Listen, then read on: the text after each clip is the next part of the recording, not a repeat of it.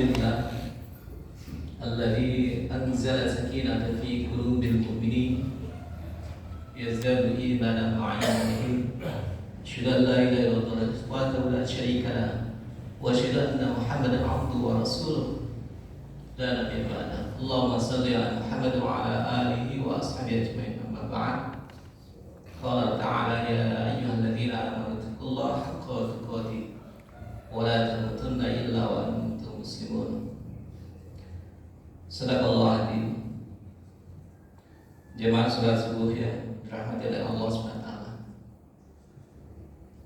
Pada salat dan syukur kepada Allah SWT.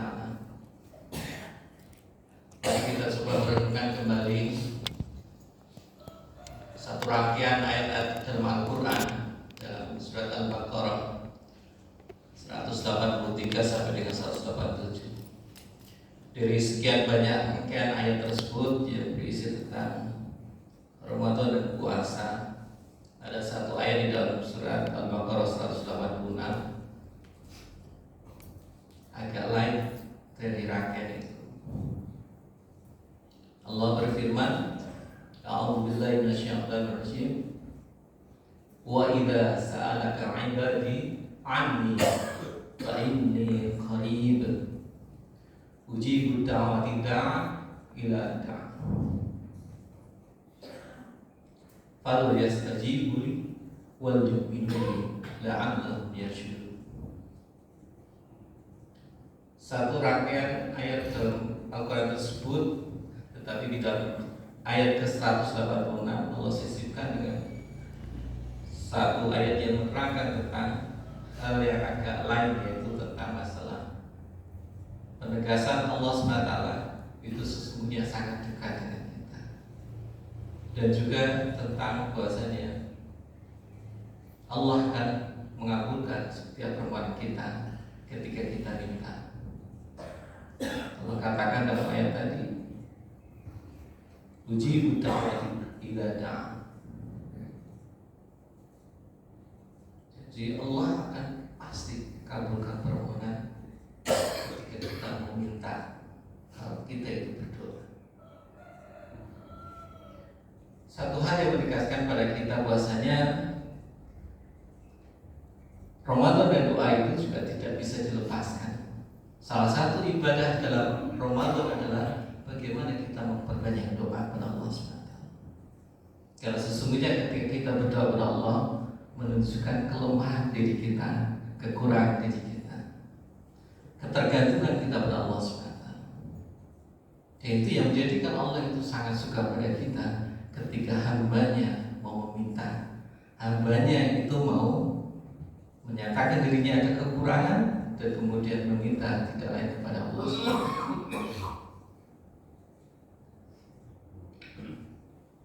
Salah satu doa yang diajarkan oleh Rasulullah yang itu dibaca setelah kita salat subuh, diriwayatkan dalam hadis riwayat Ibnu Majah. Doanya sangat sederhana, yaitu berisi 3 permintaan kepada Allah SWT. Yang mudah-mudahan mari kita koreksi pada diri kita, apakah kita itu sudah benar-benar meminta kepada Allah 3 permintaan itu. Karena ini menjadi sesuatu yang akan menentukan apakah kita itu betul-betul nantinya mendapatkan apa yang kita inginkan, yang kita minta kepada Allah SWT. Doanya adalah Allahumma inni as'aluka ilman nafi'an wa rizqan thayyiban wa amalan mutaqabbalan.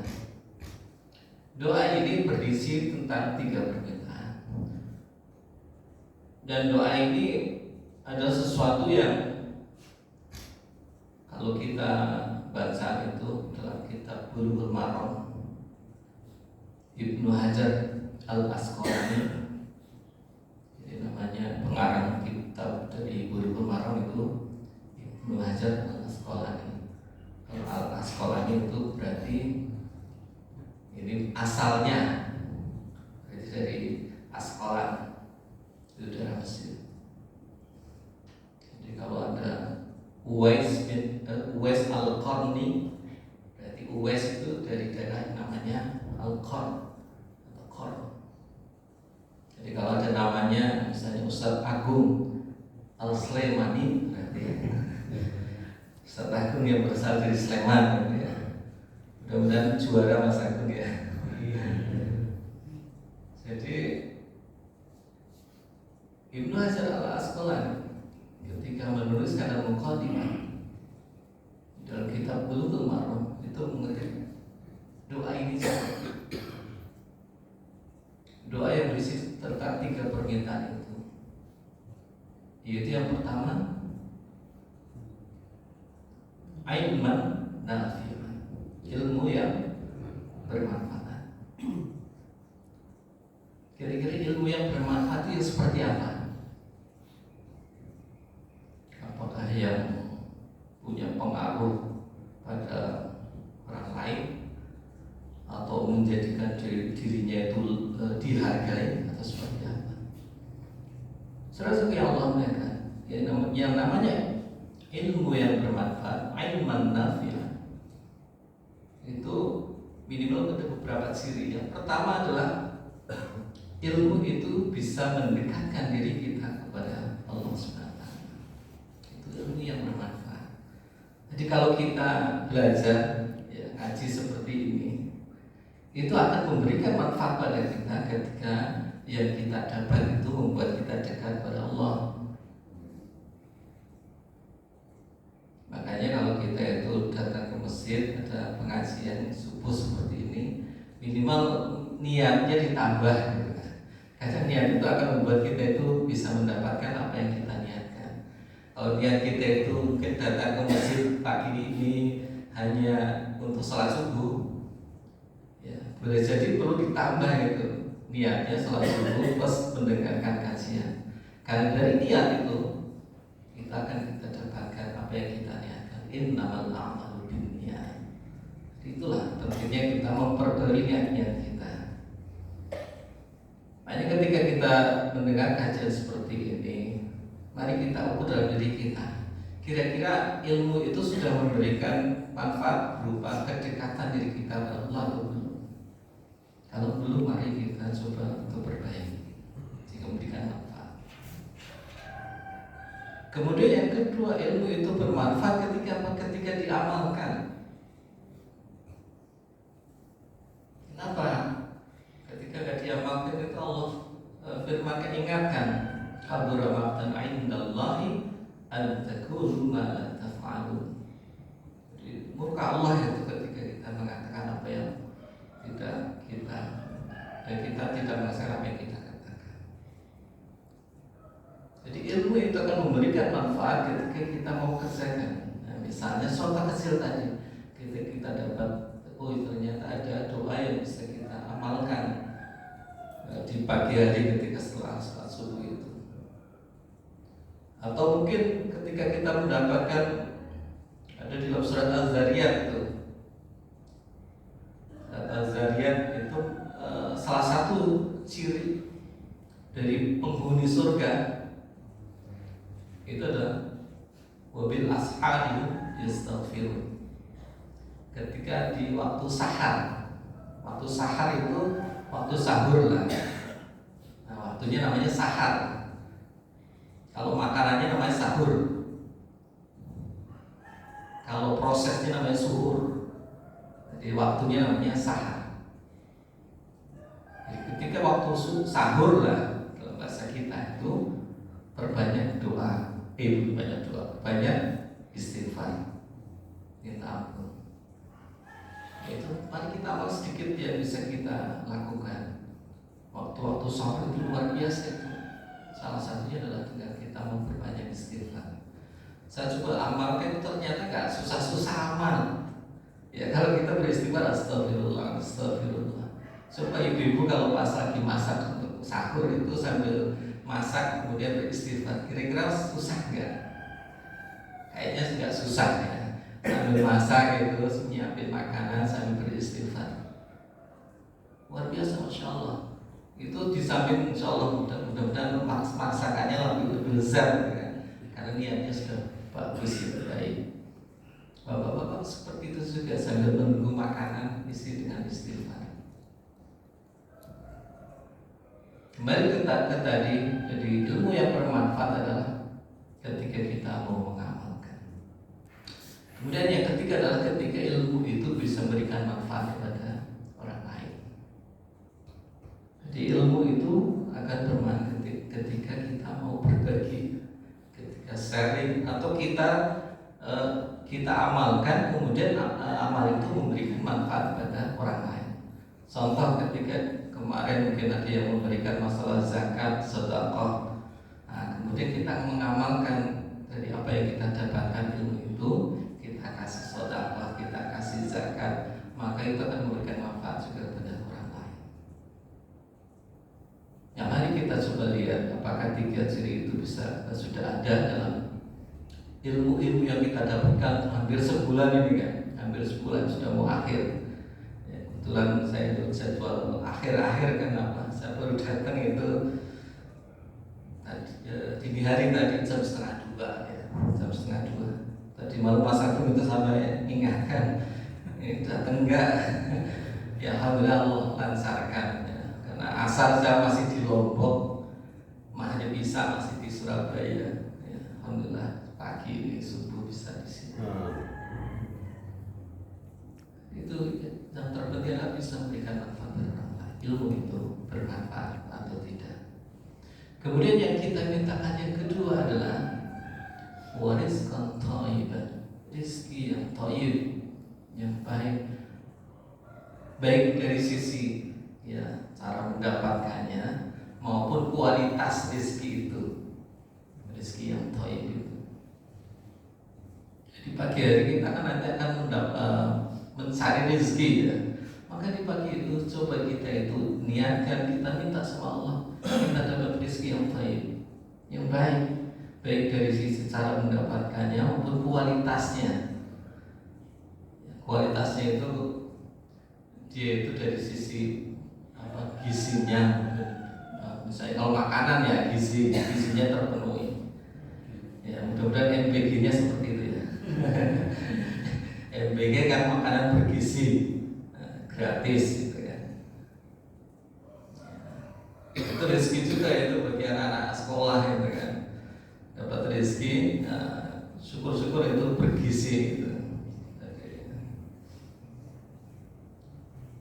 Tadi rezeki yang thayyib, bukan sekedar kita asal dapatkan, asal kita terima, tapi ternyata caranya nggak benar.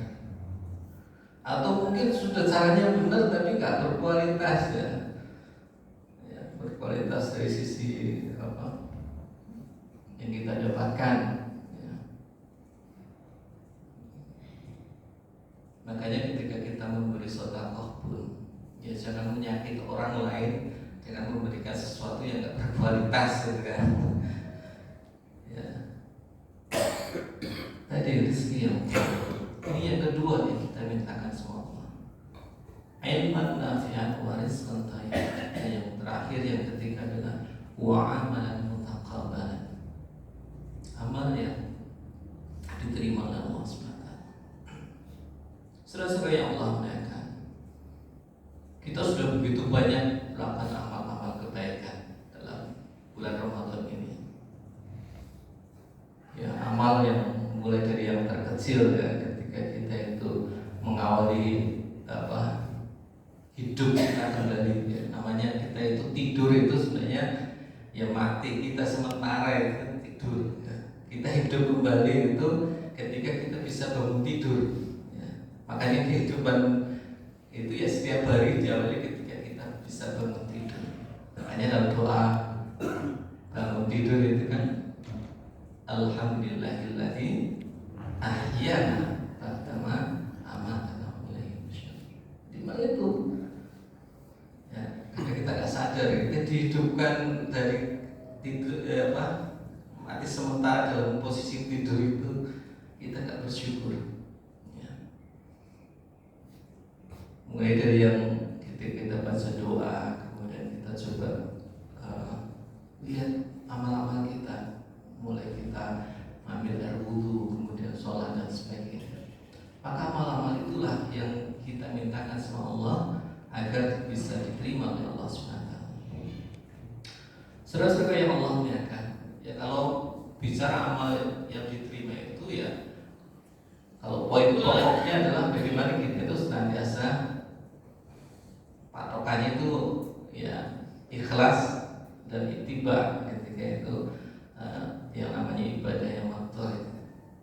Ya kalau kita sudah ikhlas, ittiba itu ngikut contoh Rasul itu, insyaallah itu sudah dalam koridor yang benar, maka amalnya itu akan diterima oleh Allah SWT. Tapi kalau kita itu hanya sekedar beramal tanpa kita tahu apakah amal yang kita lakukan itu sudah sesuai contoh Rasul atau belum, ya boleh jadi itu kita coba untuk selanjutnya terus belajar agar amal itu betul-betul sesuai dengan contoh Rasul. Atau mungkin kita beramal tapi belum ikhlas, coba kita perbaiki keikhlasan kita, karena mau susah Bapak sekalian. Coba kalau kita tanyakan pada diri kita masing-masing. Kadang kita itu sampai ikhlas diomongkan atau disampaikan, aku sudah ikhlas loh, ngasih seperti itu udah ikhlas. Coba kita lihat kembali, apakah ketika kita mengucapkan ikhlas itu betul-betul ikhlas atau belum? Boleh jadi tanpa kita mengucapkan ikhlas justru kita itu sudah ikhlas. Bagaimana ikhlas itu kita definisikan bukan sekedar kita itu memberi, tetapi bagaimana kita memberi dengan hanya mengharapkan ridho Allah. Itu namanya ikhlas. Bukan kita memberi tanpa kita mengharap kembali, ya, kayak kasih ibu ya. Ada lagunya itu kasih ibu dan sebagainya, kan tidak mengharapkan pemberian kembali. Tetapi yang kita harapkan ada, karena namanya ibadah amal itu harus ada dua sisi, namanya ar-raja dan al-khawf. Al-khawf itu rasa khawatir, ar-raja itu rasa harap. Jadi minimal dua sisi matang itu harus ada dalam amal-amal kita. Al-khawf, ar-raja. Kalau al-khawf kita khawatir, jangan-jangan amal kita gak diterima oleh Allah, mungkin gak ikhlas dan sebagainya. Kalau ar-raja, roja itu namanya mengharap. Jadi kalau sudah ada pengharapan dari kita, apa yang kita harapkan sederhana, yaitu ridho Allah SWT. Bukan karena minta dipuji oleh orang lain. Itu namanya roja yang keliru, ya, pengharapan yang keliru. Maka al-khawf wa roja itu sesungguhnya amal itu ada berada di pertengahan itu antara al-khawf dan roja. Maka mari kita coba perhatikan amal-amal kita. Mudah-mudahan amal kita itu betul-betul sudah tadi ikhlas, kemudian ada nuansa ar-raja dan al-khawf dalam diri kita. Jangan sekedar beramal, tapi amal yang berkualitas tadi ada dalam kehidupan yang kita lakukan. Mudah-mudahan tiga doa itu senantiasa bukan sekedar kita mintakan kepada Allah SWT, betul-betul kita maknai dengan makna yang benar. Jadi kita itu ketika berdoa pun harus paham apa yang kita mintakan. Jangan sekedar berdoa tapi kita tidak tahu apa yang kita minta. Mending kita berdoa pakai bahasa yang kita ketahui, ketika bahasa Arabnya itu mungkin kurang paham. Karena keyakinan itu akan memunculkan bahwasanya pengharapan yang penuh kepada Allah SWT. Ilmu yang bermanfaat, rezeki yang thayyib, dan yang ketiga tadi amal yang diterima Allah SWT. Mudah-mudahan Allah SWT senantiasa membuat kita itu bisa mendapatkan apa yang kita inginkan dalam kehidupan kita. Dan mudah-mudahan apa yang kita amalkan selama bulan Ramadan ini betul-betul menjadi amal yang ikhlas,